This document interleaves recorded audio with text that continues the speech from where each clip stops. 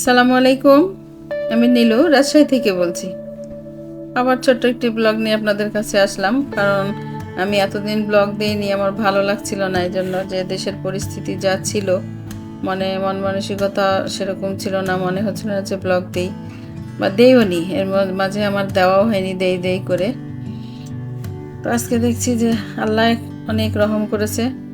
তো তার আগেও একটা দিয়েছি, তো আবার তার মাঝে আবার বন্ধ করে দিয়েছিলাম, আবার এখন দিচ্ছি। দেখি মনটা ভালো রাখতে হবে এভাবেই, কারণ আল্লাহ অনেকটা শিথিল করেছে, চারিদিকের অবস্থা অনেক ভালো। আল্লাহ রহম করুক, আরও যেন ভালো হয়। তো সকালে নাস্তা দিয়ে শুরু করলাম। সকালে নামাজ কালাম শেষ করে ঘুম থেকে ওঠার পরে মানে নামাজ কালাম পড়ার পরে একটু রেস্ট নেওয়ার পরে আমরা নাস্তার জন্য যেটা করি, আমরা মেয়েরা সবাই প্রস্তুতি নেই নাস্তার জন্যই। তো আজকে আমি তেমন কোনো নাস্তা না তৈরি করে স্যুপ নুডলস আমার মেয়ে তৈরি করলো।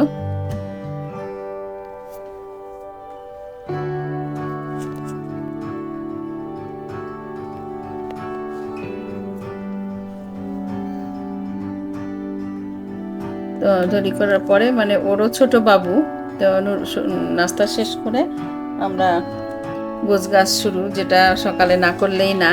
তো আমার বিছানাটা মানে ঝাঁটা দিয়ে ঝাড়ার পরে কেমন একটা ধুলা লাগে, এই জন্য ঝাড়ি না। তো ভ্যাকুয়াম ক্লিনার দিয়ে পরিষ্কার করে নিলাম। তো এই জিনিসটা খুবই আরামদায়ক, এই ভ্যাকুয়াম ক্লিনারটা। যেখানে ধুলা থাক বা তোষক পরিষ্কার করা, সোফা যাবতীয় যা কিছু, পর্দা থেকে শুরু করে সব কিছুই খুব সুন্দরভাবে পরিষ্কার করা যায়। তো মাঝে মধ্যেই আমি এই তোষকগুলো এইভাবে পরিষ্কার করি।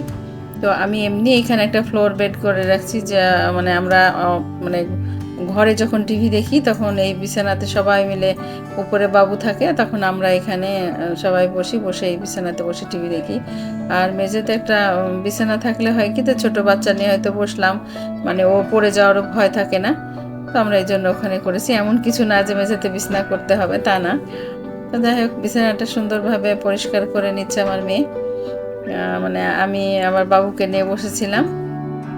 সকালে আমার ডিউটি ঘুমের থেকে উঠে ওকে 2-3 ঘন্টা রাখা, মানে কি ওকে ঘুমের থেকে উঠে ওর আম্মু ফিডার তৈরি করে দেয়, আমি খাওয়ানোর পরে ঘুমিয়ে যায় আমার কোলে। আর ও আমার কাছে না ঘুমালে ওর হবে না। তো ঘুমের থেকে মানে কখনো ঘুম দিয়ে দিই, আবার কখনো হয়তো কোলে করেই বসে থাকি, হয়তো শোয়ানোর পরে উঠে যাবে, আমরা হয়তো সেভাবে মানে ঘরের কাজকর্ম শেষ করতে পারবো না, তখন আমি কোলে করে বসে থাকি। মেয়ে বলে যে আম্মু তুমি নিয়ে বসে থাকো। তো আমার ভ্যাকুয়াম ক্লিনারটা মানে কর্ডটা গুছিয়ে নিলাম। ওখানে অটো সুইচে চাপ দিলেই মানে কর্ডটা সুন্দরভাবে ভিতরে চলে যায়।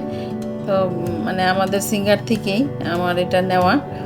তো যে জিনিসটা যখন যেটা এই কারেন্টের জিনিসগুলো ব্যবহার করা এই জন্যই যে আমরা সবাই এখন অসুস্থ। আমরা মনে হয় না যে কোনো বাড়ির মহিলারা কেউ আমরা সুস্থ আছি। এই কারেন্টের জিনিস ব্যবহার না করেও উপায় নেই, এই কারণেই এগুলো করা। তো যাই হোক, এখন বেডটা খুব সুন্দর টিপটপভাবে, আমার যেটা কাজ ইনশাল্লাহ আল্লাহ আমার মেয়ে দুটাকে এরকম দিয়েছে যে টিপটপ কাজ যতক্ষণ না হবে ততক্ষণ আমারও যেমন শান্তি নেই, আমার বাচ্চাগুলোরও নাই। ঠিক আমার মতোই ওরা সব কিছু গোছগাছ করে একদম ফিটফাটভাবে বিছনাটা গুছিয়ে নিল। আসলে এভাবে না গোছালে আমার ভালো লাগে না। অনেক সময় দেখা যায় যে বেড গোছায় অনেকে, দেখা যায় বালিশটা একটু কেমন হয়ে আছে, এরকম হয়ে আছে, এরকম হয়েছে। তা আমার এগুলো মানে কেমন লাগে, মনে হয় যে একদম ফিটফাট হবে। তো যেটা কাজ সেটা মানে সুন্দর না লাগা পর্যন্ত আমারও হবেই না। তাই যে নিচের বেডটা আমি গুছিয়ে নিলাম। তো আবার বাবুকে স্ট্রেনারের উপরে শুয়ে দিয়ে আমি ওকে স্ট্রেনার নিয়ে দাঁড়িয়ে আছি, যে ওকে একটু মানে না ঘোরালে ওর মানে না ঘুমালে তো আমরা এগুলো করতেই পারবো না। যাই হোক, এগুলো সব কমপ্লিট করে ফেললাম। এই পিলোগুলো ছোটো বেডের জন্য ছোট ছোট পিলো, আর উপরে একটু বড় পিলো, ওগুলো হচ্ছে সব পিলোগুলো আমার নিজে হাতে তৈরি করা। আর কিছু হাতের কাজ করা কভার সবসময় ব্যবহার করি। তো এগুলো কেনাগুলো ব্যবহার করছি। এটা আমার বেডরুম। তো এখানে সাদা চাদর বিছিয়ে নিয়েছি। এখানে আমার মানে আমরা দেখা যায় সারাদিন ওই টিভি রুমে থাকি, তখন দেখা যায় যে মানে ড্রয়িং রুমের টিভিটার দিকে কমই যাই, কারণ ওখানে একটু গরম লাগে বেশি। তো আমরা সব মেয়ের রুমের মধ্যেই থাকি, ওই রুমে টিভি দেখার করি। তো তো আমার রুমের মধ্যে একটু কমই আসা হয়, আমাদের রাত ছাড়া আসা হয় না। তো আমার ছেলের পড়ার টেবিলটা আমার রুমেই রাখা হয়েছে, ওখানেই পড়ে। আর আমার রুমে আমি একটু সাদা চাদরগুলো ব্যবহার করি, এই জন্য যে আমার খুব ভালো লাগে। সাদা ব্যবহার করলে দেখা যায় যে মানে ঘর রুমের মধ্যে একটা আলো হয়, অনেক সুন্দর লাগে। তো আমি বেড রানারটা পেরে নিলাম। আমি বেড রানার নিজের হাতে সেলাই করেও ব্যবহার করি, আর এটা অবশ্য কিনা। তো এটা ব্যবহার মানে মেয়ের রুমেরটা ব্যবহার করতে পারি না, যে এখানে সবাই আমরা ওঠা বসা করি। তো আসলে বেড রানার দিয়ে বিছানাটা সুন্দরভাবে টিপটপভাবে গুছিয়ে ফেললাম। জানি না আপনাদের কেমন লাগবে। তো এর মধ্যে অনেক সময় মানে নিজে ভালো থাকার, আনন্দে থাকার চেষ্টা করছি। সবাই দোয়া করবেন আমি যেন এভাবে থাকতে পারি, কারণ আমি অনেক সময় মানসিক কষ্ট পাই এগুলো নিয়ে। দেশের যা অবস্থা, খুব ভয় পাচ্ছিলাম যে মাঝে দেখা যায় রাত 2টা 3টার পর ছাড়া আমি ঘুমাই না। কেমন একটা সবাই খালি বলে ডাকাতি হচ্ছে, এটা হচ্ছে, ওটা হচ্ছে। আমার এটা খুবই ভয় লাগে। ভয় মানুষকে দেখে ওরকম ভয় লাগে না, খালি মনে হয় যে কখন কে কীভাবে মানে আসবে। আর আমি হার্টের মানুষ, হয়তো কাকে হঠাৎ করে দেখে কেমন মনে হয় এরকম একটা মনে হতো। তাছাড়া যে আমাকে অন্য কোনো কিছু মনে হতো ঠিক তা না। তো যাই হোক, আল্লাহ অনেক ভালো রাখছে। তো বেডরুম গুছিয়ে আসার পরে আমি আমার ড্রয়িং রুমের ভিতরে যে ছোটোখাটো যেগুলো সব মোছার দরকার এগুলো সব মুছে ফেলবো। তার কিছুক্ষণের মধ্যেই আমাদের খালা চলে আসবে। তো তার আগে ওয়াশিং মেশিনে যে কাপড়গুলো ছিল সেগুলো সব ধুয়ে ফেললাম, কারণ রান্নার প্রস্তুতি আবার আছে। দেখা যায় যে ঘর গোছানোর আগে দিয়ে অনেক সময় সকালে উঠেও আমার কাপড় ভিজিয়ে দেওয়া হয়, যে একটু মানে বেলা হলেই তখন দেখা যাবে যে কাপড় চোপড় সব ছাদে দিয়ে আসবো। তো আজকে আসলে রুম গোছানোর পরে আমরা ওয়াশিং মেশিনে কাপড় দিলাম, যে হয়ে যাবে কাঁচা। যাই হোক, এখানে ওয়াশিং মেশিনের বোর্ড যেটা দেওয়া আছে তার উপরে আমার ছেলে একটা সুন্দর র্যাক বানিয়ে দিয়েছে, যেটা আমি ফাঁকাতে দিয়ে রাখছি। রাখার পরে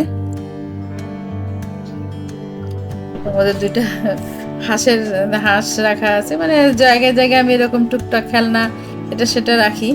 এটা মানে ঘর গোছানো আমার নেশা, আমার এগুলো খুব ভালো লাগে। তো আসলে এগুলো গোছানো বললে হবে না, এগুলো একটা খাটনি। যে সব সময় টিপটপ রাখা, এখানে এটা রাখা, ওখানে ওটা রাখা, গুছিয়ে রাখা অনেক যারা গোছায়, যে আপুরা গোছায়, আমার অনেক প্রাণপ্রিয় আপুরা আছে, তারা সবাই গোছায়। তখন মনে হয় যে না, আমি একা এগুলো করি না, সবাই এরকম। আসলে আমি অনেক ছোটোর থেকে করি, আমার মনেই হয় না। আমার মনে হয় যে বুদ্ধি হয়ে পর্যন্ত দেখি যে আমি গোছাই, সাজাই, ঝাড়ু দেই, এটা করি। আসলে এটা যারা করে তাদের অভ্যাস হয়ে যায়। পরিষ্কার পরিচ্ছন্নতা আমি মনে করি ইমানের অঙ্গ, এই জন্য আরও। তো যা এই যে এয়ার ফ্রায়ার কভারটা প্রতিদিন এটা আমি সবগুলোই নামাবো, পরিষ্কার করবো। এগুলো খালাকে করতে দিই না। আমার খালাটা খুব ভালো মানুষ, সবাইকেই ভালো বলি, তারপরে দেখা যায় কাজের মানুষ কখনো কেমন থাকে, হয়ে যায়, কখনো খারাপ কখনো ভালো, এরকম হয়। সরি। তো আমার এগুলো নিজের হাতে করা এই কুরুচের কাজগুলো। তো আমার এয়ার ফ্রায়ারের উপরে এটা গোল রাউন্ড করে করা। তো আমার এখানে যে কাচের টবের মধ্যে যে একটা মানে আর একটা প্লাস্টিকের বোতল দিয়ে ওর ভিতরে গাছ দিয়ে রাখছি। ঘরের কোনায় কোনায় এরকম গাছ, সেগুলোকে দেখাশোনা করা, পানি দেওয়া, যত্ন করা খুব কষ্টকর। তো এই যে এইখানে আমার ইলেকট্রিক ওভেনটা, এখানে এটাও আমার নিজের হাতে করা। তো এগুলো সব পরিষ্কার করে নিচ্ছি, যেটা না করলেই না। তো আমার খালাকে আমি দেই না এগুলো, তো আমার খালা খুব ভালো করতে যায়। তো আমার মনে হয় যদি মানে উঠাতে নামাতে গিয়ে যদি ভেঙে যায়, এই ভয়ে আমি এগুলো করতে। যাক, কাজ তো সবাই মিলে, ও যে মানে খালা করে হিসাবে যে ওনাকেই করতে হবে এর কোনো মানে নেই, নিজেরাও করতে হয় তার সাথে সাথে। আমি খালার সঙ্গে যেগুলো আমার বেশি মানে খুঁটিনাটি জিনিস, সেগুলো আমি নিজে হাতে করি। যাই হোক, আলহামদুলিল্লাহ আমার খালাটা যেন ভালো থাকে, কারণ ভালো তো থাকে না। সবাই দোয়া করবেন যেন বেচারি আমার কাছে ভালোভাবে থাকতে পারে। এর মাঝে এইভাবে চলছি।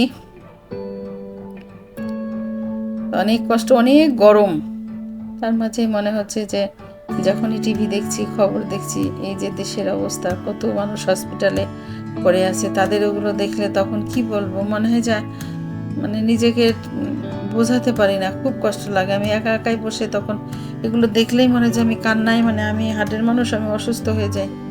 তো ভালো লাগার জন্য এগুলো করছি, আপনাদের সঙ্গে কথা বলছি বা এই ব্লগগুলো দেওয়ার চেষ্টা করছি। এর মাঝে দেখা যাচ্ছে প্রতিদিন কত 2টা 4টা মারা যেতেই আছে। কত মার সন্তান কত কষ্ট করে তাদেরকে মানুষ করেছে, আজকে কিভাবে তারা মারা গেছে, শহীদ হয়েছে। আল্লাহ তাদেরকে বেহেশত নসিব করুক। এরপরেও যেন আমরা ভালো থাকতে পারি সবাই। তো যাই হোক, আমি এই যে ইলেকট্রিক ওভেন মাইক্রো ওভেনের উপরে আমি আমার মোবাইলের স্ট্যান্ডটা রাখি। আমার ছোট্ট এই কাঁচের ট্রেটার উপরে রাখি, যে মনে হয় যে মোবাইলটা দুই সাইড থেকে পড়ে যায়, তো আমার এটার উপরে রাখতে খুব ভালো লাগে, এখানে এভাবে রাখি। আর আমি এখানে একটা কাঠের ট্রে কিনেছিলাম অনলাইন থেকে। তো এটা ভেতরে টিস্যু রাখি, শুধু তেমন কোনো কিছু রাখি না। তো টিস্যু রাখা আছে, ছোট্ট আমার একটা কাচের মানে বয়ম রাখা আছে, কাচের জার মানে ছোট্ট যেটাকে বলে চিনামাটিরই, তবে এটা সবারই পরিচিত। তো এই টুকিটাকি জিনিসগুলো আমি এখানে রাখি, কারণ যেখানে নেট আছে ওইখানে আমাদের রাখা ঠিক না, কারণ ওদিক থেকে মানে ওভেন যখন আমরা ছাড়ি তখন দেখা যায় যে বাতাসটা গরম ভাবটা ওই দিক দিয়ে বের হয়। তো ওই জায়গাটা একটু ফাঁকা করে রাখার জন্য আমি একটা শোলার উপরে রেখেছিলাম। তো সেটা আমি এখন নামিয়ে দিলাম, যে না থাকার উপরে এত কিছু রাখার দরকার নেই। তো এটা একদম মুছে ফেললাম। তো এই ড্রয়ারগুলো আমার বানানো হয়েছিল ডেস্কটা, যে আমার ওভেন রাখার জন্যই, ওভেনগুলো সব এক জায়গায় রাখবো বলে এইভাবে রাখা। তো আমার ইচ্ছা আছে যে ডিনার ওয়াগনের জন্য উপরে একটু শোকেস সিস্টেম করবো ইনশাল্লাহ। তা আসলে আস্তে আস্তে কাজ করা হয়, তো এটাই একবারে ওইভাবে করতে পারি না, আস্তে আস্তেই করা হয়। তো এইখানে আমার ডাইনিংয়ে একটা ছোট্ট শোকেস করা আছে কাচের, যেটাতে আমার মগের কালেকশন আছে, যেগুলো আমি পুরস্কার পেয়েছি, আমি জয়িতার পুরস্কার পেয়েছি, আমি সিঙ্গার থেকে পেয়েছি, আমার অন্য অন্য জায়গার সব যেগুলো পুরস্কার আছে সেই মগগুলো আমার ছেলের ওখানে রাখা থাকে। আমার খুব ভালো লাগে, ওই জায়গাটা অনেক সুন্দর। তো এই যে কাঠের ট্রেটা নিয়েছিলাম আমাদের দীপা আপুর কাছ থেকে, লাইফস্টাইল দীপা আপু, মানে কি বলবো, যে এমন খুব একটা ভালো মানুষ। ওর জিনিস তো ভালোই, সেটা একটা কথা, আর ও যে একটা কেমন ভালো মানুষ, যেটা যারা কথা বলেছেন তারা বুঝতে পারবেন যে খুব ভালো মানুষ। আর তারপরে আমি কিন্তু মনে করি যে আমাদের কুষ্টিয়ার মানুষ কিন্তু খুব মিশুক হয়। আমিও কুষ্টিয়ার, আমার দীপা আপু কুষ্টিয়ার। তো আমরা একটা মানে এটা আমি সব জায়গাতেই দেখেছি যে আমরা অনেক আন্তরিক হই, সবার সঙ্গে মেশার জন্য চেষ্টা করি, কোনো স্বার্থ না, কোনো এক ব্লগারের সঙ্গে আরেক ব্লগার কথা বলবে এটাই অনেকে বলতেছেন। আমি কয়েকটা আপুর সঙ্গে কথা বলি, দেশের বাইরেও কথা বলি, আমার খুব ভালো লাগে। আন্তরিকতাটাই বড় জিনিস। আর আমার এই অনেক পুরানো শোকেসটা, এটা আমার বিয়ের প্রথমেই আমি আমার যখন আম্মা প্রেজেন্টেশন দিয়েছিল, আমার বিয়ের যেগুলো পড়েছিল সব আমাকে দেশের শ্বশুরবাড়ি নিয়ে গেছিলাম, তখন আমি ছোট শোকেসটা বানিয়েছিলাম। আমার জিনিসপত্র রাখার জায়গা হচ্ছিল না, কাঁচা জিনিসগুলো কোথায় রাখবো। তো খালা সব ঝাড়ঝুড় দিয়ে নিল। আমি আমার এই যে বারান্দার এই জায়গাটা এখনও টাইলস করতে বাকি আছে, যে টাইলসটা আমি পাইনি, লাগানো পরে আমার মানে যে দেশের অবস্থা হয়ে গেল, গন্ডগোল শুরু হলো, তখন আর আমি পেলাম না। তো আমার গাছের কাঁঠাল কেটে গামলার মধ্যে রাখা হয়েছে, যে বাইরে রাখিনি, ভিতরে রাখা আছে, এই যে গামলাতে দেখা যাচ্ছে। তো যাই হোক, আমার বারান্দাটাতে আমি একটু টাইলস দিয়ে নিব কয়েকদিনের মধ্যে। সব মানে ঝামেলার মধ্যে আমার মনে হচ্ছিল না যে আমি মার্কেটে যাব, নিয়ে আসবো। সরি, আমার একটু ঠান্ডা লাগছে, এই জন্য এরকম অবস্থা। তো যাই হোক, আমার এই যে জায়গায় গাছগুলো রেখেছি, বেশ কিছু গাছ, ইরিকা পাম ছিল আমার বারান্দায়। তো তারপরে সারাদিন গেল, আমাকে সকালবেলায় আমাদেরকে ইউসেফ থেকে আমাদের প্রীতি ম্যাডামের হাজব্যান্ড আমাকে ফোন দিয়ে বলল যে ম্যাডাম আপনার বাসায় আমরা আসব পরিদর্শন করতে। সফল উদ্যোক্তার বাসা পরিদর্শন করতে আসছে 20-25 জন স্টুডেন্ট ইউসেফ থেকে। তো আমার হাতের কাজও ছিল মোটামুটি, অল্প কিছু দেখালাম, যেগুলো চটের উপরে করা, ওয়ালমেট করা, এগুলো আমি সব দেখালাম। তো তারা সবাই দেখলো, খুব খুশি। আমাদের প্রীতি ম্যাডামের হাজব্যান্ড যে এত আন্তরিক, এত ভালো মানুষ, যেটা চিন্তা করা যায় না। প্রীতি আফসারিও খুব ভালো। তো আমাকে এখানে নিয়ে আসছে আসলে আমাদের লিপি আপু, ও হচ্ছে তেরোখাদিয়ার বাসা। ওর একটা ছেলে একটা মেয়ে, মেয়েটার বিয়ে হয়ে গেছে। ও খুব ভালো মানুষ, আমাকে খুব ভালোবাসে, খুব, যেটা বলে বোঝানো যাবে না, খুবই ভালোবাসে। যদি কোনো কিছু ভালো একটা কিছু হয় সঙ্গে সঙ্গে বলবে নীলুফা আপু এখানে এটা হচ্ছে, ওখানে ওটা হচ্ছে, তো দেয়। যা হোক, আমি ওখানে কথা বললাম। আর কি যে প্রচণ্ড গরম, সবাই কি মজা করে বসেছে আমার ড্রয়িং রুমের মেঝেটা আর সোফা সব কিছু। যা হোক, আমার মনে হচ্ছিল আমি হয়তো 25 জন মানুষকে একবারে, তো 2টা সোফা সেট থাকলেও হয় না, তো সবাই এত সুন্দর ভাবে বসেছে আর এত সুন্দরভাবে প্রোগ্রামটা হয়েছে। আর বাইরে আমার স্টুডেন্ট ছিল, তাদেরকে 3টার মধ্যে স্টুডেন্ট চলে আসে, তাদেরকে বললাম আজকে আমাদের একটা ছোট্টখাট্টো প্রোগ্রাম আছে, তোমরা একটু বসো, আমি প্রোগ্রামটা শেষ করে আবার তোমাদের মাঝে আসব। তো যাই হোক, আমি এখানে সব একটু অল্প সময় ওদের আমার ক্যামেরায় ক্যাপচার করে নিলাম। যে আপনারা সবাই দোয়া করবেন আমি যেন এরকম আরও বড় কিছু করতে পারি। আমার অনেক ইচ্ছা থাকে আরও ভালো কিছু করার জন্য, তো আমার এটা হয়ে ওঠে না। আমি মানসিকভাবে শারীরিকভাবে খুবই অসুস্থ, যেটা আপনারা জানেন না হয়তো। তারপরে আমি সবাইকে বলি আমি খুব অসুস্থ, তাও আমি মনে করি না যে অসুস্থ, মনে হয় যে আল্লাহ আমাকে অনেক ভালো রেখেছে। আল্লাহর কাছে আমি এটা শুকরিয়া আদায় করি, আল্লাহর কাছে লাখো কোটি শুকরিয়া, যেটা লাখো কোটি বললেও হবে না, শুকরিয়া আদায় করে শেষ করা যাবে না মহান আল্লাহর দরবারে। আল্লাহ আমাকে এত ভালো রেখেছে। তো আপনারা সবাই দোয়া করবেন আমি যেন আরও সবার জন্য সব কিছু করতে পারি। তা আমার ইচ্ছা আছে, আপনাদের যদি কারো সেলাই শেখার ইচ্ছা থাকে, কোনো হাতের কাজ শেখার ইচ্ছা থাকে, আমার সাথে কথা বলবেন, আমি ইনশাল্লাহ শিখাবো। অনলাইনে শেখানোর চেষ্টা করছি, যেটা অনলাইনে করিনি আমি, তো করব এখন। আর ওভেন পরিষ্কার থেকে শুরু করে এগুলো আমি ব্লগে দিব ইনশাল্লাহ আস্তে আস্তে, চেষ্টা করি দেওয়ার জন্য। আবার মনে হয় যে অনেকে আলতু ফালতু কমেন্টস করে বসে, অনেকের দেখতে পাই, এই জন্য আমি আমার ভয় এগুলো দেই না, যে খারাপ লাগে যে এটা আবার দেখাতে হবে। আসলেও দেখাতে হয়, ওভেনটা কীভাবে ব্যবহার করতে হবে, কী করতে হবে, এটা জানার দরকার আছে। যাই হোক, সন্ধ্যা 6টার পরে আমার হাজব্যান্ড ঢাকা থেকে, যেটা প্রতি বৃহস্পতিবারে উনি আসে, বৃহস্পতিবারে আসলো, রাত্রে আসে, শুক্রবারে চলে যায়। তো যে বাসের থেকে নেমেই সমস্ত বাজারহাট করবে, এক সপ্তাহ দই মিষ্টি, আমি যেটা পছন্দ করি, আমার ছেলেমেয়েরা যেটা পছন্দ করে, মিষ্টি যে যেটা খায় তার সেটা, আমার মেয়ে সব এগুলা উঠাচ্ছে। আমি এগুলোতে হাতও দিই না। আমার বড় মেয়ে সবসময় পাগল হয়ে থাকে বাবার জন্য, বিয়ে যে হয়েছে, বাচ্চা হয়েছে, তাও বাবা কখন আসবে, বাবা আসলে ওর মতন কেউ মনে হয় খুশি হয় না। দিয়ে এখন সব ওই উঠিয়ে উঠিয়ে রাখছে, এগুলো আমাকে দেখতেও হয় না, কিচ্ছু করতে হয় না, সব সুন্দরভাবে গুছিয়ে সে ফ্রিজে রেখে দিবে। পরের দিন আমাকে বলবে যে আম্মু এটা হয়েছে, ওটা হয়েছে, এটা হয়েছে। যখন হয়তো তখন আমরা দেখা যায় যে রুমে আসি বা আমরা কথা বলছি, দেখার সুযোগও হয়তো অনেক সময় করি না, যে যাক ওই সব কিছু করুক। এখানে সব বাজার একটা সপ্তাহ পর পরে, প্রতি সপ্তাহে 1 সপ্তাহ বাজার করে দিয়ে গেলে সমস্যা হয় না, কারণ আমার ছেলেটা ছোট। এই যে সকালের নাস্তার সব জিনিসপত্র সব একে একে বের করছে মা, আর সব আমার নাতির জন্য সব